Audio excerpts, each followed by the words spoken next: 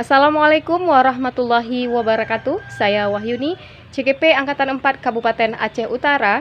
Dalam hal ini saya akan membuat sebuah video ataupun membuat sebuah analisis kasus dengan menggunakan 4 paradigma dan 3 prinsip serta 9 langkah, yaitu terkait kasus yang nomor 3. Berikut ilustrasi dari sebuah kasus.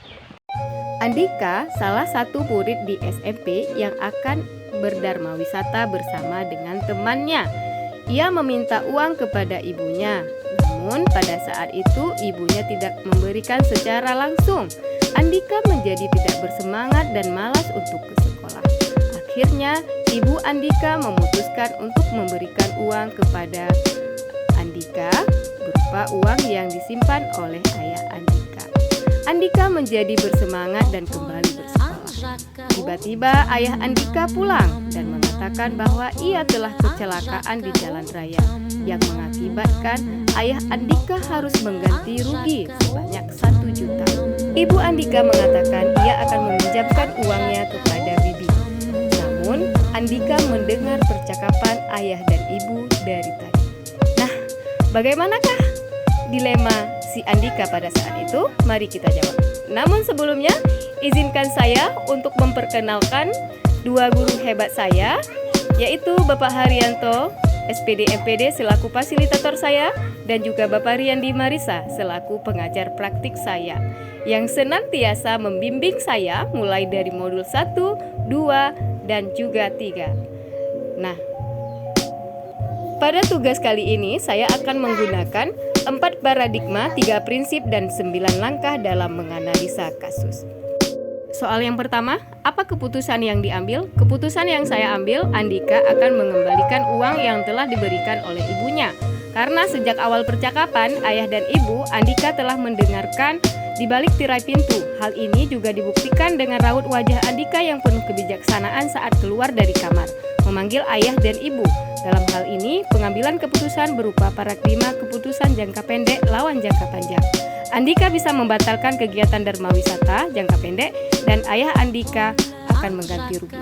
Prinsip mana yang akan Anda gunakan dan mengapa? Prinsip yang saya gunakan di sini adalah prinsip berpikir berbasis peduli. Mengapa menggunakan prinsip ini? Karena Andika peduli akan kebutuhan ayahnya yang sedang musibah. Prinsip peduli ini yang membuat Andika mengembalikan uang kepada ayahnya, meskipun tidak diminta oleh ibunya, karena ibunya berusaha meminjamkan uang kepada orang lain, namun Andika tetap mengembalikan uang tersebut dan tidak jadi berdharma wisata. 9 langkah pengambilan dan pengujian keputusan. Apabila nilai-nilai yang saling bertentangan dalam studi kasus tersebut, nilai-nilai yang bertentangan dalam kasus 3 adalah keinginan Andika berdharma wisata dengan kebutuhan ayah Andika untuk membayar ganti rugi dalam musibah kecelakaan di jalan raya. Ini merupakan dilema. Jadi yang saya pilih di sini adalah rasa keadilan rawan rasa kasihan. Kemudian pada langkah yang kedua dari 9 langkah, yaitu nilai apa saja yang bertentangan dalam studi kasus tersebut. Nilai-nilai yang bertentangan dalam kasus 3 ini adalah keinginan Andika berdharma wisata dengan kebutuhan ayah Andika untuk membayar ganti rugi dalam musibah kecelakaan di jalan raya. Yang terlibat dalam situasi ini ayah Andika, kebutuhannya membayar ganti rugi kecelakaan, ibu Andika yang telah memberikan izin kepada Andika dan memberikan uangnya kepada Andika. Andika memiliki keinginan untuk berdharma wisata. Dan yang menjadi dilema di sini adalah Andika, karena ia harus memilih antara berdharma wisata atau juga mengembalikan uangnya kepada ibu. Kemudian, apa fakta-fakta yang relevan dalam situasi tersebut? Pada waktu ayah Andika bercerita, Andika bersembunyi di balik tirai, ia mendengar semua pembicaraan. Kemudian, dengan penuh kebijaksanaan, Andika menghampiri ayah dan ibu dan berkata, "Ayah, ibu, saya tidak berdharma wisata. Uang ini ayah pakai saja. Andika tidak akan pergi di waktu lain." Artinya, Andika membatalkan untuk tidak berdharma wisata. Pengujian benar atau salah. Uji legal, tidak ada pelanggaran dalam keputusan ini. Uji regulasi, apabila Andika mengembalikan uang dan tidak jadi berdharma wisata, maka ada pelanggaran moral. Bila keputusan Andika mengembalikan uang tersebut kepada ibunya, maka Andika akan menjadi anak yang baik, dan apabila tidak mengembalikan uangnya, maka ia akan malu karena telah membiarkan orang tuanya di penjara. Nah, paradigma kasus 3, paradigma yang berlaku adalah jangka pendek lawan jangka panjang. Ada sebuah penyelesaian yang kreatif yang sebelumnya tidak terfikirkan ketika ayah Andika kecelakaan. Seharusnya ayah Andika langsung melaporkan kepada polisi, karena apabila ayah Andika tidak melaporkan kasus ini kepada polisi, artinya juga telah melanggar peraturan lalu lintas.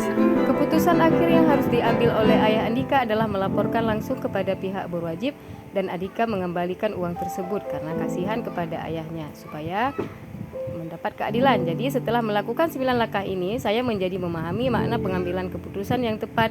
Semoga dapat saya terapkan dalam kehidupan sehari-hari.